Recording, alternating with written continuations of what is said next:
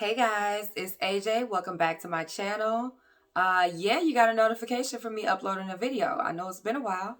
So, this is basically a catch-up video, an update on some things that's been going on, what I plan to get done in the next few months to end out 2020. This interesting hell of a year. And yeah, I just kind of wanted to update you guys and check in and, all that jazz. So, first things first, as you know, I've been on a hiatus. I'm a little rusty with these videos. I don't know if I'm going to edit this one because if you watch my videos in the past, you know that I don't really edit my videos. I like to take one cut and you get what you get because I wanted it to be kind of authentic. But there's still a way to be authentic and to edit and to make it look smoother and a better transition. So because I'm rusty and because I want to sharpen my skills and expand my skill set as far as editing and whatnot and post video, I am probably going to edit this video. So the transitions are going to be easier. The times where I stop or stutter or go on a whole tangent that has nothing to do with what I'm trying to talk about, that stuff is probably going to get edited out. So we'll see. Maybe I'll upload some extras or some bloopers or whatever at some point in time. But yeah, for now, this is what it is. So I plan to start making videos again.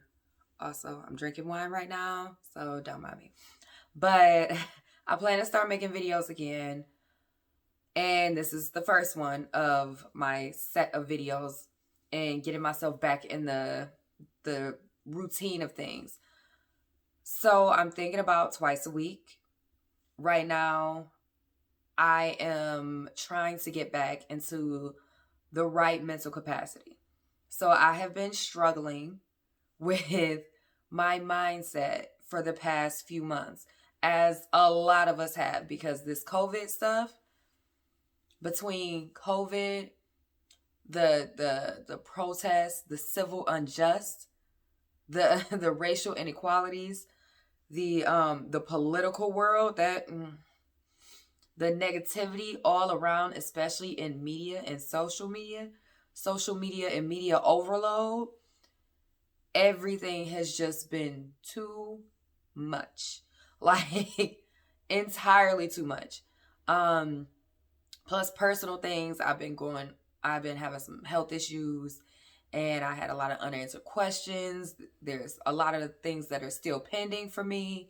My mom had COVID and she was hospitalized. She was going through organ failure. So the early stages of organ failure, granted. And she has recovered since, thank God. She's blessed. We're blessed, unlike a lot of other people who lost their lives. And, I know plenty of people who have lost their lives, or plenty of people, loved ones of loved ones. I'm going to say that. So we're all deeply affected by this, and it has been rough. And I have been trying to find the motivation to get back on this platform and really speak my truth and speak about my journey, because I don't want to just talk when the times are good. I want to talk when times are bad as well. So you see the full scope of the journey and not just me when I'm at my high points, and then it almost becomes unrealistic. Sometimes you see these people, like a lot of people see celebrities or these Instagram people or influencers, and you see them on their high notes all the time. You see them at their highs, going on vacation and, signing new deals and everything. But a lot of people don't share their lows. And I want to make sure that I share at least a piece of my lows, a piece of it. It doesn't have to be the full thing. Like, I don't share all of my highs either, because some of that stuff is my life. It's for me. I don't have to share my whole life and all the details with the world. That's just not what I do. You always have to keep something private to yourself or to your loved ones, your family, your close people. And some things just close to your heart. So yeah, definitely make sure you keep some things private, but the things that you do share, and let me not say you. The things that I choose to share, they're going to be a mix of high, low, neutral, everything. I want you guys to get the full scope and the full view of what I'm sharing with you so that you don't get an unrealistic or skewed or biased view when I say that, I do this and keep my mindset at this, or, I have a high point in my mindset and where I'm going with my mental state. And then you may be at a low and you're looking like, well, hell, she's been talking about this. Like, I can't do that. It's easy for her because blah, blah, blah. No, it's not easy for me. It's not easy for me at all, actually. This takes a hell of a lot of work. I'm going to tell you now. Having a positive mindset, having a progressive growth mindset is hard. Having discipline is hard. Building new healthy habits is hard as fuck. Do you hear me? Like, none of this is for the faint of heart. None of this is easy. So I want to make sure that you guys really realize that, and realize that, nobody's perfect. You shouldn't hold anybody on that pedestal, that standard, to where you don't think they do anything wrong, or, they don't have the downfalls that they have. Whether they have a lot of money, whether, they don't have a lot of money, but every time you see them, they happy, they're the strong one, or whatever the case may be. We all have our bad moments. We all have our pitfalls. We all have our downsides and our down moods. So I want to make sure that you get the whole scope of that from me.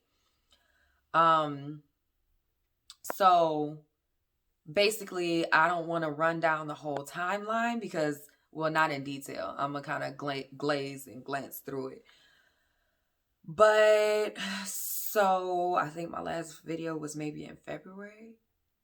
And that was right before COVID hit. My last day of work was March 14th for the COVID break, I guess you would say, during quarantine. So March 14th, that was a Friday. That was my last day of work. We packed our stuff up, and I knew something was wrong because of the government's response. And I'm like, oh, like, let me get on it then. So I started investing in stocks more aggressively, because I was before, but more aggressively. And, I'm just thinking to myself, like, okay, this is what I'm going to do. I'm going to do this ship shop hustle real heavy because I know ship about to be on it popping. Like, I was already in my head planning the hustle, like the hustle side of things. And I'm like, okay, I got this. I'm strong. I'm mentally capable, et cetera, et cetera. And then I'm like, okay, it's only, at this point, it was still the elderly and the immunocompromised people who were really being affected by it and catching it and having the worst symptoms, so-called. This is what media was portraying. So this is what I was mostly believing. I still had my eyebrow raised and still proceeded with caution. But I was like, okay, people, my age, millennials, we don't have much to worry about. But I don't want to bring this back home. I don't want to be asymptomatic and have it and then bring it back home to my child, my baby, or my mom. She was one of the first concerns I had when this happened. And because, she has asthma and some other things going on. And that was my main concern. I don't want to get this, be asymptomatic, go over her house and then infect her, or be asymptomatic, bring it home, and then my baby is sick. No, I can't be responsible for somebody else's health, deteriorating health. And I brought it upon them. No, I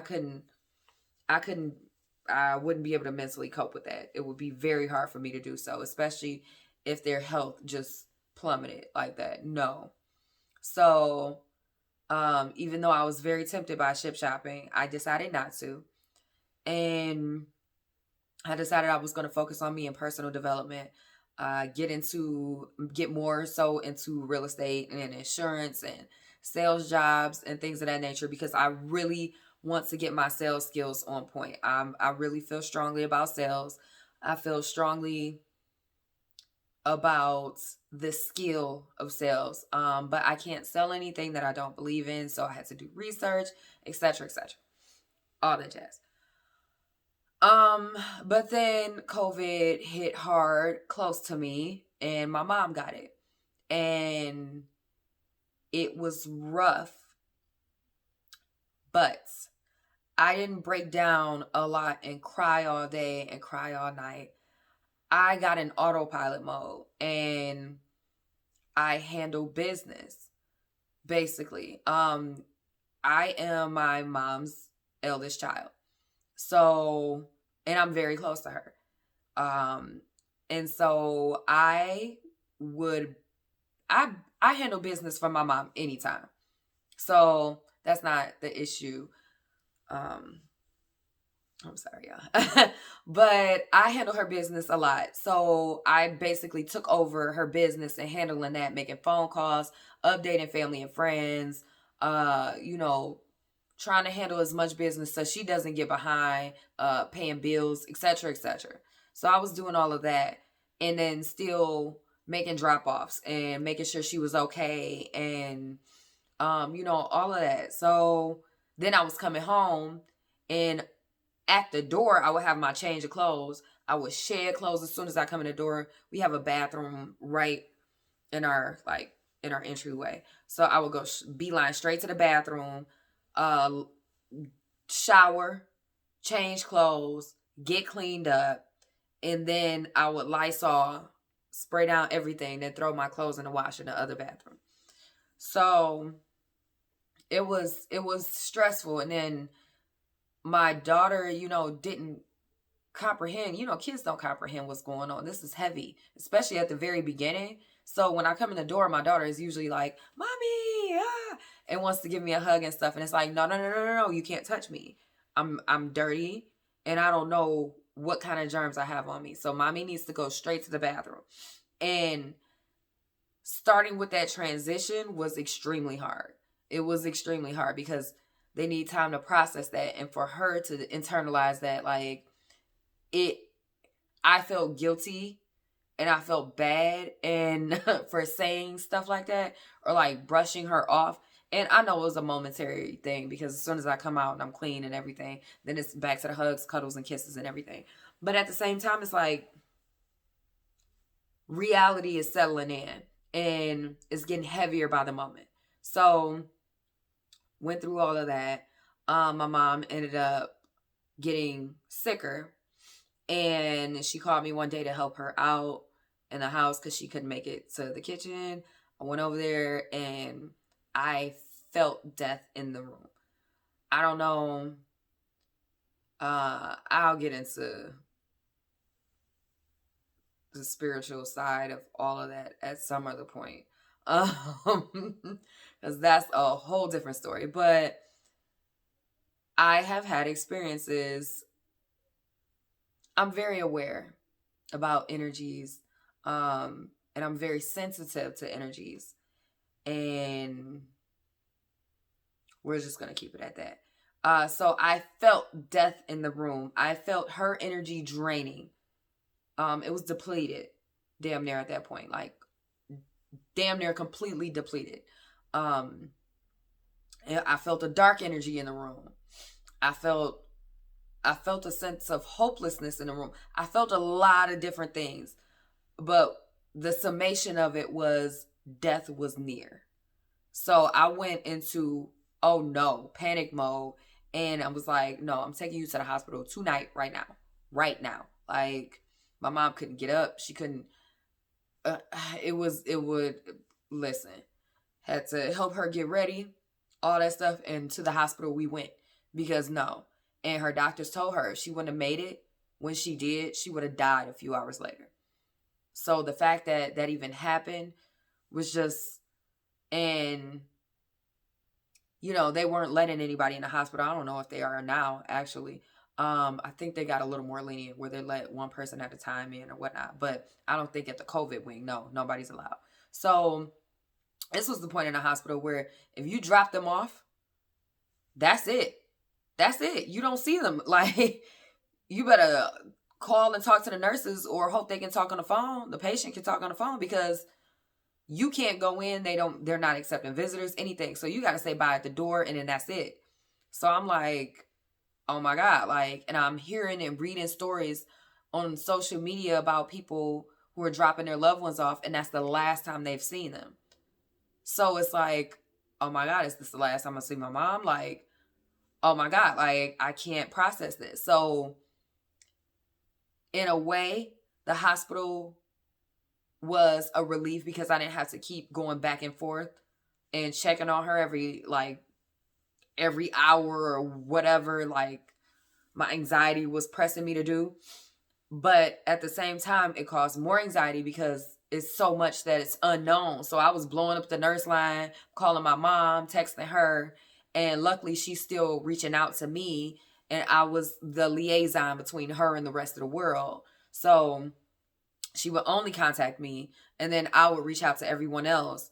But it was hard because it's like, okay, are you telling me the truth? Because my mom is known to uh understate what's going on so that others don't panic. And I don't know if that's a coping mechanism for her as well, but it's not for me. That causes me more stress and more anxiety. I like to know the truth, the whole truth, and nothing but the truth. Tell me exactly what's going on. Because if I know what's going on, then I know how to mentally prepare, and strategize and hopefully combat it or whatever. So I would call the nurses just to double check and check what she told me and fact checked, etc., etc. So, that was a lot, and I couldn't focus on anything. I was in school. I forgot I was even in school. It was so much going on, like it was rough, and so I did have a breakdown when she was in the hospital. I had a real breakdown. Um, but then in the midst of my breakdown, I just got this feeling in me, and it's like, take this energy, all of this sad energy, this overwhelmingly sad energy. This is powerful. Take this and uplift. Take this same energy and uplift. Uplift your mom, uplift yourself, uplift whatever victims, whoever else is affected by this. Uplift. Use this energy. So I channel my energy and turn that into a positive, uplifting session and prayer. And, it was a spiritual session. I'm going to say that. So I wanted to spread positivity, love, and happiness. And from that point, it was a switch for me. Of course, I was still upset. Of course, I was still sad. But I was more productive from that point because it was a shift. There are a lot of things in life that's going to happen around us and to us that we honestly can't control. All we can control is ourselves. All we can control is our mindset. All we can control is our actions.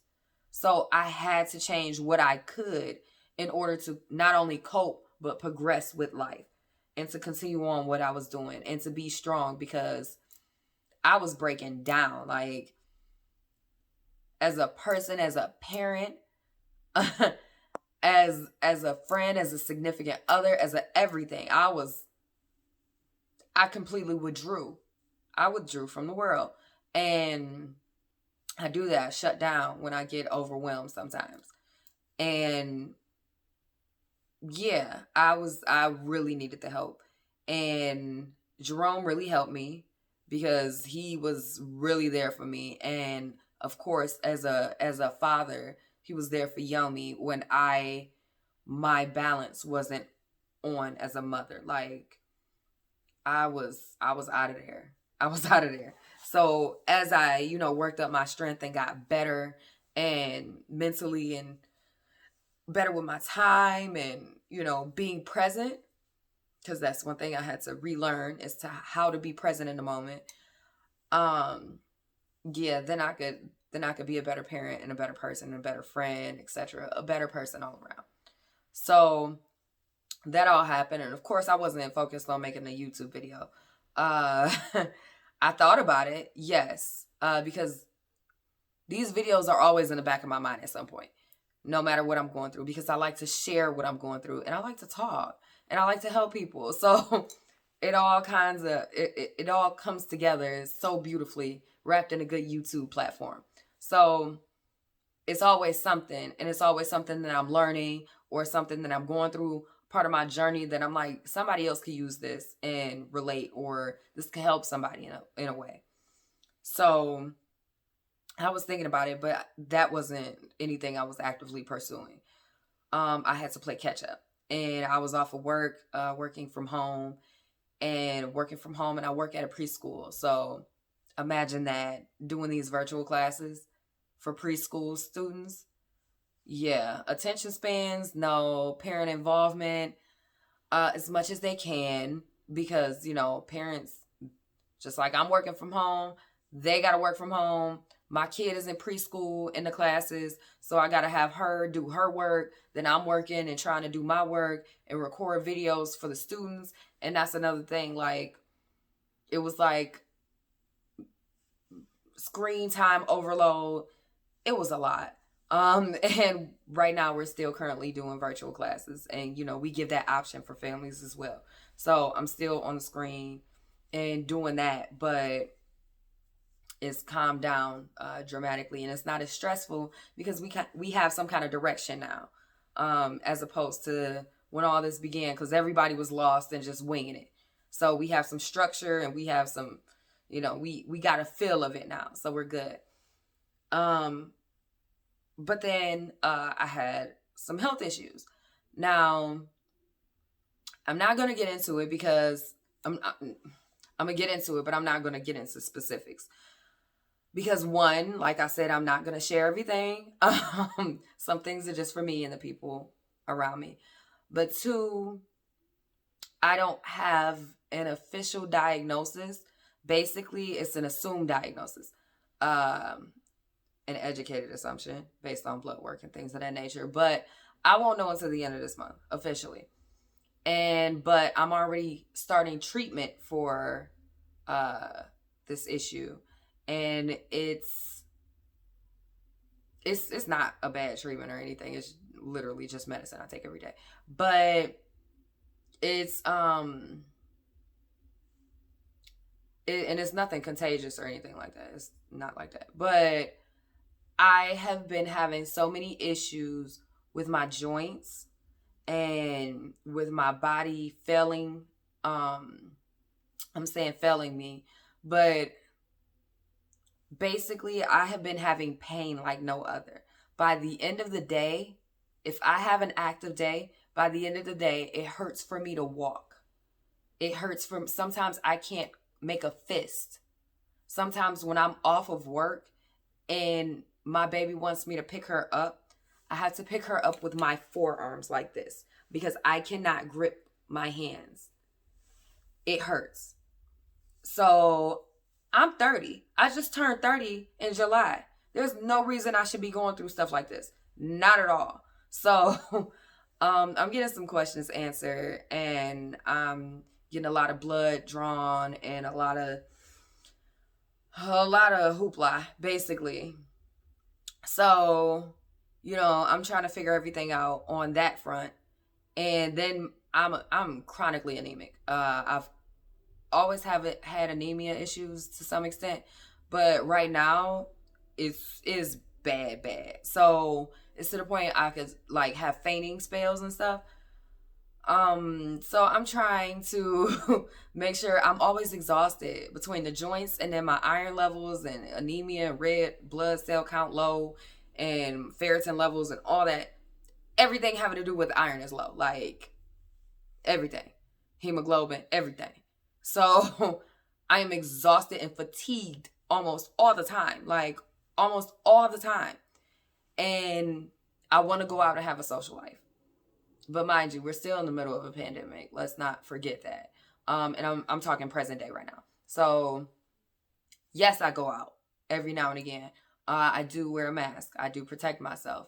I do stay with people who I know get tested regularly and have tested negative. I get tested regularly, and I have always tested negative. It has been a journey between work, health, parenting, teaching Naomi how to wear a mask all day. That has been one hell of a task. Just trying to navigate in this world. Social media is so negative right now. And I found that some of my past videos and some of the past lessons, I feel like the universe is bringing this all for full circle for me. Because when I first started these videos, it started as me just kind of cleansing myself and detoxing and getting back into this beautiful mental mindset and mind state, and just making sure that I'm positive and I'm practicing gratitude every day and affirmations, and how I got myself out of depression. That's how this started, because I got myself out of depression, and that in itself is such an accomplishment. Such an accomplishment. I didn't see a therapist. I didn't have anybody who understood exactly what I was going through or who could relate to me. So I had to do it myself. And that was an accomplishment. And I was so proud of that accomplishment. And I'm like, damn, if I could do it, everybody can do it. Well, pause. Disclaimer. Everybody cannot do it. It is okay if you reach out to a therapist. It is okay if you need medication. It is okay. Depression is real. Sometimes that chemical imbalance is too real. And sometimes you don't know the skills to self-correct, or your body doesn't know how to self-correct. And you need help, additional help. And that is more than okay. So let me not say that as though it's just that easy to fix, because it's not. And that's not to say what I did was easy either. It was hard ass work. But everybody's situation is different. So let me make sure I put that disclaimer out there. So, I got myself out of depression. And I was proud of that. And I wanted to share my journey. And I wanted to share my pending weight loss journey. Which, another thing through COVID, I gained so much weight. In January, I was looking good. You hear me? I was looking good and feeling good. Now, I'm back over 200 pounds. In January, I was in the 170s. I was good. So it's like all of this over again. I was stress eating. I was bored at home, snacking all day, door dashing it up, like eating all types of unhealthy food. Keto diet went out the door. Gluten-free went out the door. Organic went out the door. Like, I was still getting ButcherBox though, I'm not gonna lie. But then I was having package issues with ButcherBox, so my meat was coming in spoiled. So I put that on hold for a few months. So yeah, organic, unless I could find it in the store. And yes, I would definitely grab it. Organic and grass-fed, everything over everything all the time. But it was hard. It was rough. And so, yeah. And then finances, all of that. Everything was just a whirlwind. So now I'm back, and going back to the videos of the past and the universe doing this full circle. I went off on a tangent. All those videos that I made in the past came in handy present day. When I said purge from the negative social media accounts, stop following the fucking news, stop doing all that stuff that fear mongers, that came in handy now. The political stuff. I don't know if a lot of you guys are familiar with Twitter, but I'm at 29 minutes now, and I'm going to wrap this up in 5 minutes or less. But I don't know if you guys are familiar with Twitter, but on Twitter, you can mute certain words.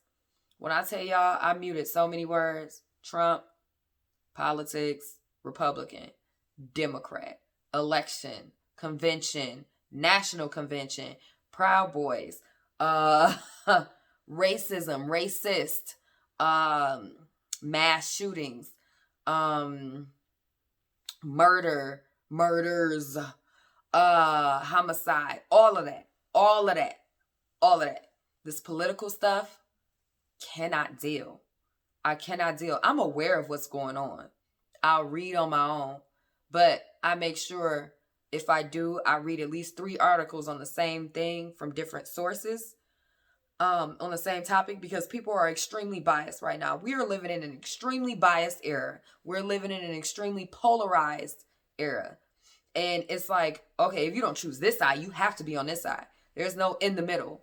And in actuality, there's a lot of gray area in a lot of these things. Just because you agree with a person doesn't mean you agree with everything that person says or does or whatever believes in, etc.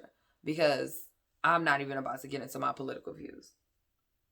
But yeah, I'm not rocking with a lot of this stuff. And sometimes you have to cut people off because, some people want to pretend like racism doesn't exist, or systematic racism isn't a thing, or that Black Lives Matter is a terrorist group of some sort, and it's not, or like Black Lives Matter is a political group of some sort, and it's not. Black Lives Matter is literally a collective of people who want to preserve Black lives, who want to make sure that we don't get murdered in the streets, whether that be by police, mainly by police, but by police, in my head, by other people of society, whether that be other races, our own race, everything. Black lives matter. We have to treat ourselves with love and respect and kindness. And we demand to be treated with love, respect, and kindness as well. That's what that stands for to me. That's what I believe in. That's why I scream Black Lives Matter all day, every day. But, people think that's some kind of political scheme, or they're a terrorist group, or Antifa, this made up shit. Let me get off air.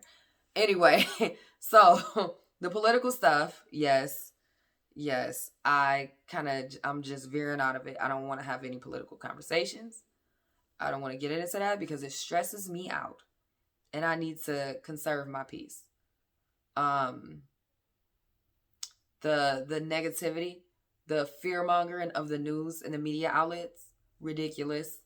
And even though I don't follow the Shade Room or anybody like that, somehow they still end up on my timeline because people retweet it or share it and everything, and they're still promoting BS. You have people like Charlemagne the God, who, I'm not going to call him the God because I don't even like that name. Charlemagne, who's out here, who makes his money off of trying to embarrass majority Black people, but trying to embarrass people and then calling it entertainment. I'm not for it. I'm not for downing the next person just to feel like I'm better or just to feel like I'm up. No, I'm about uplifting everybody. And I'm tired of seeing this shit everywhere. Like, I'm so fed the fuck up, y'all. I am. I'm not gonna lie. So one of my solutions to me being fed up with what's in the media and what these platforms and influencers and everybody is going through is to create my own platform. I'm not creating a new YouTube right now, but I'm using YouTube to have my own platform and my own place and space to speak on what I believe and what I want to promote. And that's positivity. And getting back to mindset and love and light and gratitude and patience and empathy and compassion. I feel like we are lacking that so severely right now. And the universe told me this shit last year.